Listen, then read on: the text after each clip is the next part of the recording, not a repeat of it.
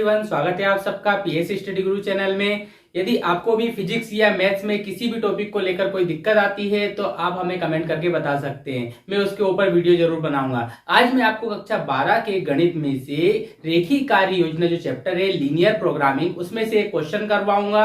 इस चैप्टर में से 2 तरीके के प्रश्न पेपर में पूछे जाते हैं और इस अध्याय से 4 नंबर का प्रश्न आता है, इसलिए वीडियो को ध्यान से देखें। मैं आपको आज इसका जो प्रथम प्रकार है उसका प्रश्न हल करवाऊंगा और इसका जो सेकंड वीडियो आएगा उसमें मैं आपको उसका द्वितीय प्रकार जो क्वेश्चन आता है वो आपको सोल्व करवाऊंगा। तो चलिए आज हम हमारा क्वेश्चन सोल्व करते हैं। सबसे पहले मैं आपको क्वेश्चन लिख देता हूं। पहले टाइप मैंने आपको बताया, इसमें 2 टाइप के प्रश्न आते हैं। यहाँ पे एक उद्देश्य फलन दिया रहता है जिसका हमें अधिकतम या न्यूनतम मान ज्ञात करना होता है। मैं आपको दोनों बताऊंगा इसी क्वेश्चन में। जबकि यहाँ पे एक असमीकरण दे रखी है। अब जो द्वितीय प्रकार मैंने आपको बोला कि इसमें 2 टाइप के होते हैं, तो यहाँ पे मैंने आपको एक असमीकरण लेके इसे सोल्व करवाया है। जो द्वितीय प्रकार है उसमें यहाँ पे 2 असमीकरण होती है, उन दोनों से हम इसको सोल्व करेंगे और अधिकतम या न्यूनतम मान लेकर आएंगे। चलिए इसका हल करते हैं अपन। हल में सबसे पहले लिख देंगे जो भी हमें दिया हुआ है। हमें क्या क्या दे रखा है, हमें एक उद्देश्य फलन दे रखा है, तो उसे लिख देंगे अपन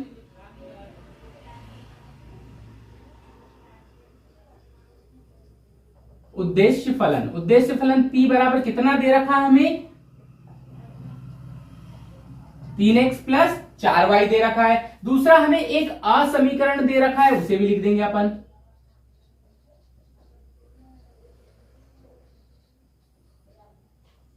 जो असमीकरण है वो कितना दे रखा है, x प्लस वाई छोटा है या बराबर है किसके, 4 के। ये भी हमें दे रखा है, इसे दे दिया अपन ने समीकरण नंबर 1। अब इस समीकरण 1 को लेके चलेंगे। देखो ये जो असमीकरण था इसको अपन कहां में बदल लेंगे, समीकरण में बदल देंगे।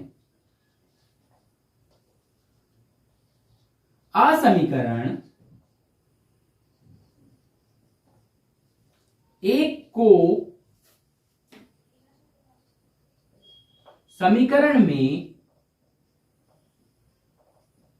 बदलने पर, यदि इसे समीकरण में बदलेंगे तो ये कैसा बन जाएगा, जरा ध्यान से देखिए। ये बन जाएगा x प्लस वाई बराबर 4। ये असमीकरण था क्योंकि ये देखो छोटा भी है और बराबर भी है, तो इस तरीके के समीकरण को अपन असमीकरण बोलते हैं। और इस असमीकरण को अपन ने पहले कहीं बदल लिया, समीकरण में बदल लिया। अब इस समीकरण को अपन ने नाम दे दिया, देखो यहाँ पे 2।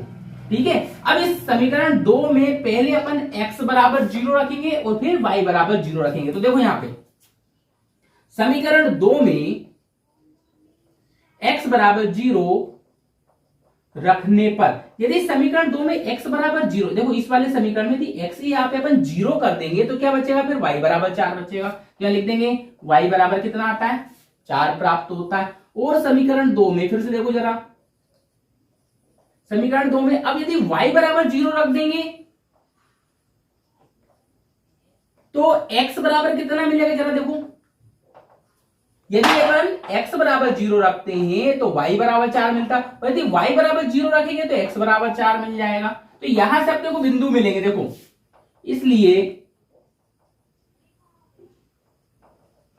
इसलिए इसके जो बिंदु मिले ऊपर वाले के अपने को, तो ऊपर वाले के बिंदु कितने मिलेंगे, देखो ऊपर वाले का मिला x 0 और y 4, और इसके जो बिंदु हैं, इसलिए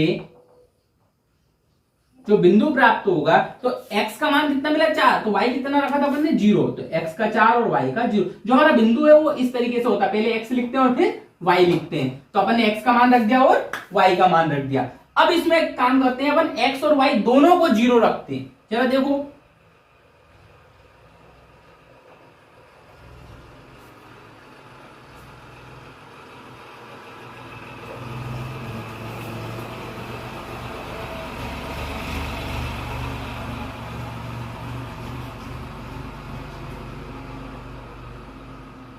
अब देखिए इसके बाद क्या करेंगे, इसके लिए अपन एक ग्राफ बनाने वाले हैं। तो ग्राफ कैसे बनाते हैं, सबसे पहले क्या करा था अपन ने, इस समीकरण में x बराबर 0 रखा था, फिर अपन ने y बराबर 0 रखा और बिंदु निकाल के लाए। अब ये जो बिंदु है वो अपन एक ग्राफ में फिट करने वाले।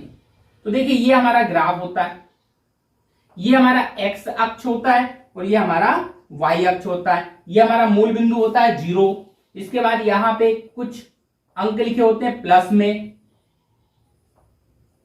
जैसे 1 2 3 4 5 6 7। ऐसे ही यहां पे ऊपर जो है वो y के रहते हैं। कितना होता है 1 2 3 4 5 इस टाइप से ना। इधर जो है वो माइनस में होते हैं, इधर y डैश होता है और इधर x डैश होता है। तो अपन पहला बिंदु बनाते हैं। पहला बिंदु क्या है, x पे 0 और y पे 4। तो x पे तो 0 और y पे 4, ये बन गया अपना बिंदु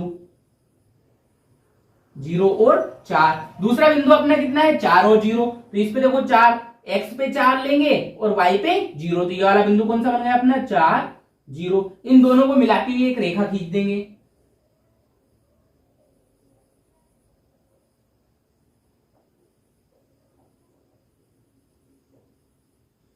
ये मैंने एक रेखा खींची और ये जो रेखा रहेगी वो कौन सी रहेगी हमारी x प्लस वाई बराबर 4 वाली। ये हमारी रेखा बन गई। ठीक है, अब ये जो है हमेशा ध्यान रखना, अब इसमें बनाना हमें सुसंगत क्षेत्र। तो ये देखो ये जो ग्राफ है इसको कितनी जगह पे क्रॉस कर रहा है, 1 2 जगह पे क्रॉस। तो इसको नाम दे दिया अपन ने ए, या ऊपर वाले को दे दो ए, नीचे वाले को नाम दे दिया अपन ने बी। इस वाले बिंदु को नाम दे दिया अपन ने यहाँ पे बी और इस वाले को नाम दे दिया ए।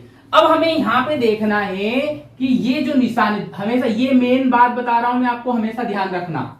यदि इस तरीके का निशान लगा हुआ है, आपका आ समीकरण जो इधर लिखा हुआ है और इधर एक अंक, लेकिन इस तरीके का निशान बना हुआ है, तो हमेशा जो सुसंगत क्षेत्र है,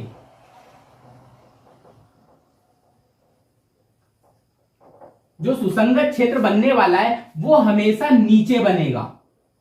हमारी जो लाइन बनी है उसके हमेशा कहां बनेगा, नीचे बनेगा।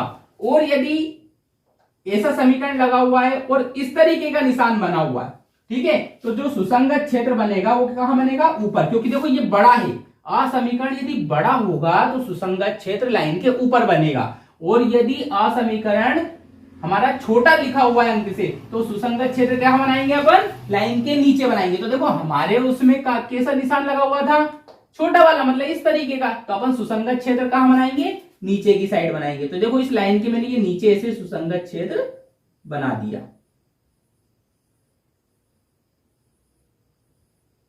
ये मैंने बना दिया यहाँ पे सुसंगत क्षेत्र।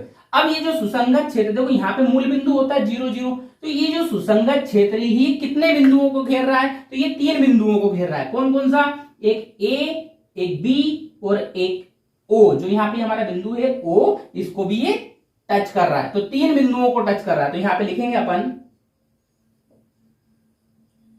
सुसंगत क्षेत्र 3 बिंदुओं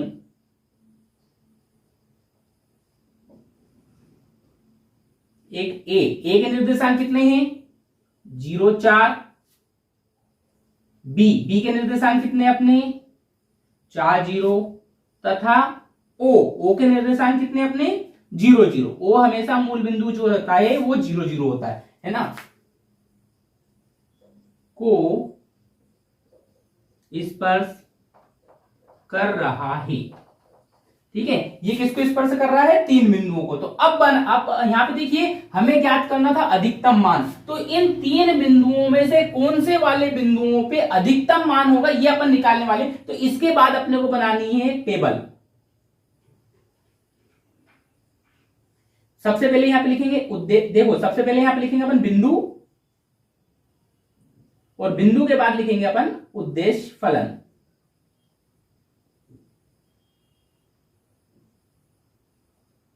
तो अपना उद्देश्य फलन कितना था, सभी को पता है। उद्देश्य फलन ऊपर लिखा हुआ है। उद्देश्य फलन था अपना p बराबर 3x प्लस 4y, यही था हमारा उद्देश्य फलन। तो यहां पे इन तीनों बिंदुओं को अपन इसमें फिट करने वाले हैं और अधिकतम मान निकाल के लाने वाले हैं। तो पहला वाला बिंदु देखो कौन सा है, चलो o को ही रख देते हैं अपन। o के निर्देशांक कितने हैं 0 0। फिर दूसरा वाला a है तो a के निर्देशांक कितने हैं 0 4, और फिर b है तो b के निर्देशांक कितने हैं 4 0। तो इन तीनों जो बिंदु हैं इनमें से देखो x की जगह पे भी 0 करो और y की जगह पे भी 0 करो, तो p का मान कितना मिलेगा हमें 0 मिलेगा। अब यहाँ पे x यहाँ पे 0 रख दो और y की यहाँ पे 4 रखेंगे। देखो x यहाँ पे जब 0 रखेंगे तो 3 का 0 में गुणा करेंगे तो ये वाला पद 0 बन जाएगा और 4 का गुणा यहाँ पे 4 में करेंगे, y की यहाँ पे कितना रख देंगे 4। यदि y की यहाँ पे 4 रखेंगे 4 का 4 में गुणा करेंगे तो कितना मिल जाएगा हमें 16। अब यहाँ पे x यहाँ पे 4 रखो और y की यहाँ पे 0 करो तो देखो 4 का गुणा 3 में करेंगे तो कितना जाएगा 12 और ये वाला पद तो 0 बन जाएगा। तो अब इसमें से अधिकतम मान कौन सा प्राप्त हुआ, हमें अधिकतम मान प्राप्त हुआ 16, वो भी कौन से बिंदु पर, ए पर, और ए वाला जो बिंदु था वो कितना था 0 और 4। तो लास्ट में अपन एक लाइन लिख देंगे, अतः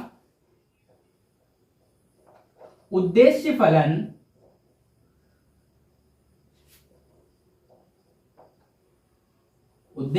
कौन सा था हमारा, P बराबर 3x प्लस 4y के लिए बिंदु, अब जो बिंदु है वो कौन सा हुआ हमारा, जिस पर अधिकतम मान प्राप्त हुआ है वो है हमारा 0,4। तो बिंदु 0,4 पर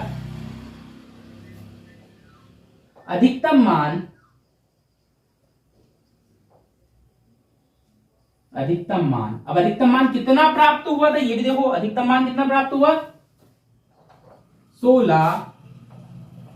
अतः उद्देश्य फलन P बराबर 3x प्लस 4y के लिए बिंदु 0,4 पर अधिकतम मान 16 है। ये हमारा आ चुका है आंसर। तो उम्मीद करता हूं वीडियो आपको पसंद आया होगा, तो लाइक करना ना भूलें। और मैंने आपको बताया इसमें यहाँ पे 2 असमीकरण भी दिए होते हैं, तो मैं अगले वीडियो में आपको 2 असमीकरण को कैसे हल करते हैं ये बताऊंगा।